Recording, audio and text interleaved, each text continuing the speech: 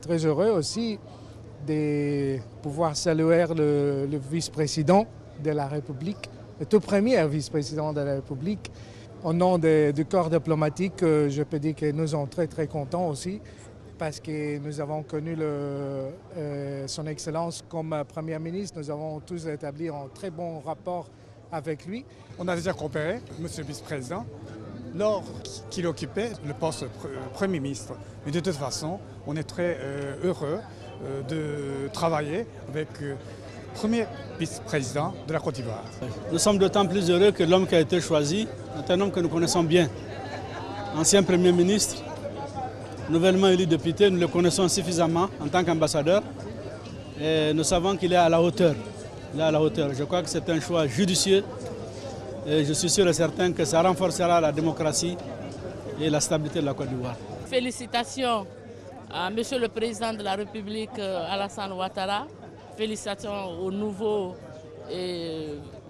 vice-président de la République. Nous lui souhaitons beaucoup de courage pour la continuation dans le développement socio-économique de la Côte d'Ivoire. C'est un grand moment historique pour la Côte d'Ivoire et pour nous, et c'est une fierté pour nous d'être ici, de voir la consolidation des institutions démocratiques ivoiriennes qui augure d'un développement positif dans le sens de la volonté de son Excellence le Président Ouattara pour faire de la Côte d'Ivoire en 2020 un pays émergent. Le Maroc est là, économiquement, politiquement, pour accompagner ce développement et être aux côtés de nos frères ivoiriens d'ici le développement de cette vision. Nous avons suivi avec beaucoup d'intérêt cet grand événement et il y a un seul mot à dire. Que la Côte d'Ivoire continue sur cette voie, donc une voie qui va l'amener très très loin et très très haut.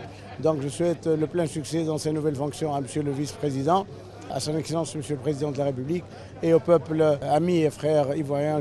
Le choix de son Excellence Monsieur le Président de la République ne nous surprend guère. N'est-ce pas? On dit souvent qu'on ne change pas une équipe qui gagne. C'est un bon ticket. Le Président de la République a besoin de continuer donc l'œuvre qu'il a si bien démarrée avec le vice-président. Ce sont tous les deux des travailleurs infatigables. Le Premier ministre d'Incan, donc, aujourd'hui, en tout cas, nous rassure. Cette cérémonie, déjà, marque la mise en place, la consolidation des institutions de la République. C'est un élément important pour le secteur privé parce que des institutions consolidées sont signe de stabilité.